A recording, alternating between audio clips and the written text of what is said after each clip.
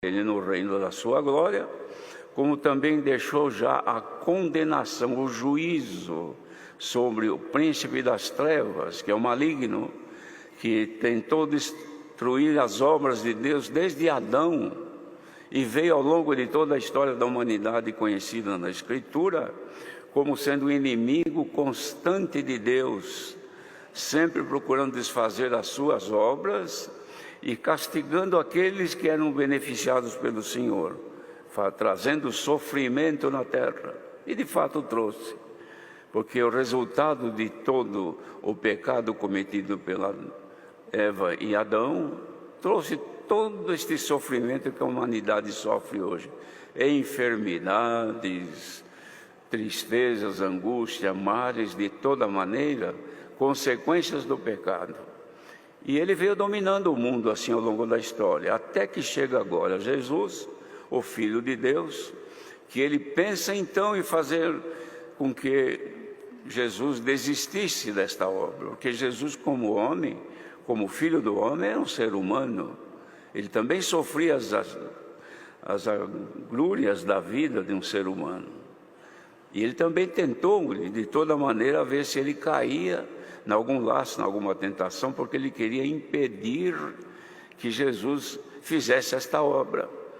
Então pensou que na morte dele estaria tudo consumado. Se ele conseguisse fazer o Senhor, na hora da morte, voltar-se contra o Pai. Mas Jesus foi fiel a Deus, o Pai, e até no último instante ele aguentou firme, porque o último instante foi o pior.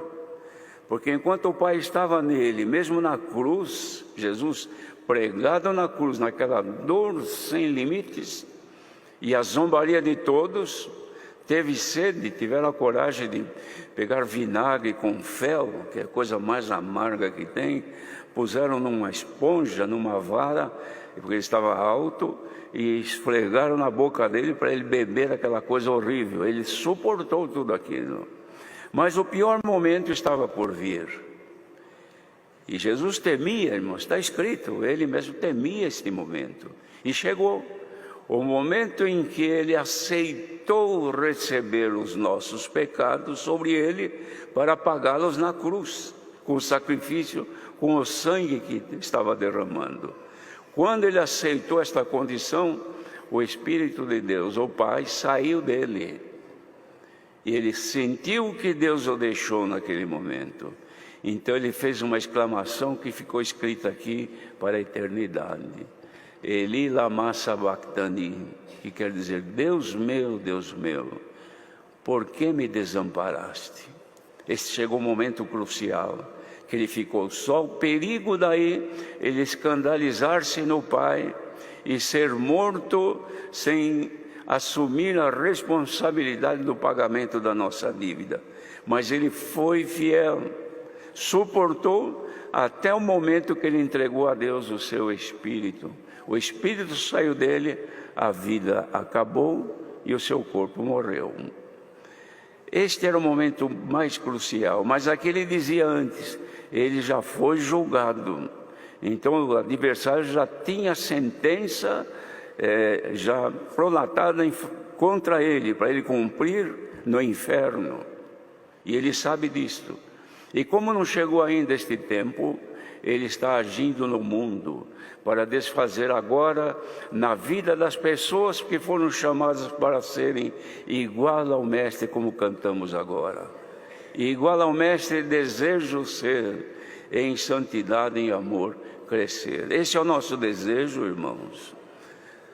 Se há esse desejo em nós de sermos iguais ao Mestre, não é ser igual ao Mestre com a glória que a gente vê, porque a gente fala igual ao Mestre, já imagina ele lá nos céus, cheio de glória, de honra e de majestade. Mas para chegar lá ele passou por tudo isso e ele disse, vocês na verdade chorareis e lamentareis e o mundo se alegrará e vocês vão estar todos tristes.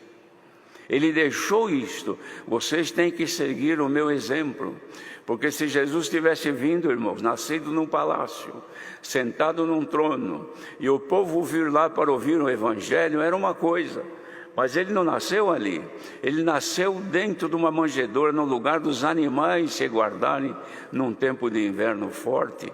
Foi ali que ele nasceu. Ele não nasceu num berço de ouro, não foi conhecido como um grande que nasceu, apenas porque Deus cumpriu, irmãos, o que fez para que se tornasse conhecido depois. Todos perceberam então que era realmente o Filho de Deus.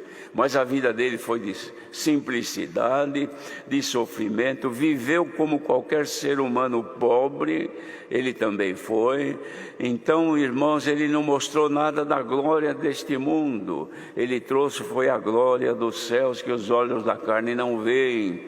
Por isso que ele foi perseguido, e deixou exemplo aqui porque que nós também devemos de sofrer o resto das aflições dele, ou seja, um pouquinho também do sofrimento que ele sofreu, que ele padeceu por nós, o que nós não queremos. Então, quando a gente diz ser igual ao Mestre, a gente pensa de ser como o Senhor é, como João viu o Senhor na sua glória. Mas para ser glorificado, tem primeiro que ser justificado, tem que primeiro ser consagrado, tem primeiro que sofrer as aflições deste tempo presente, para que apareça em nós a glória dos céus. Então, irmãos, ninguém estranhe a ardente tribulação, sofrimentos deste mundo, contrariedades, perseguições, coisas que nos fazem muitas vezes, como alguns não suportando, tentam até fazer a vida desaparecer, porque acham que não suportam o sofrimento. Outros vão resistindo, chega um momento que dizem: eu não aguento mais, se Deus não tiver dó, não sei o que vai acontecer comigo.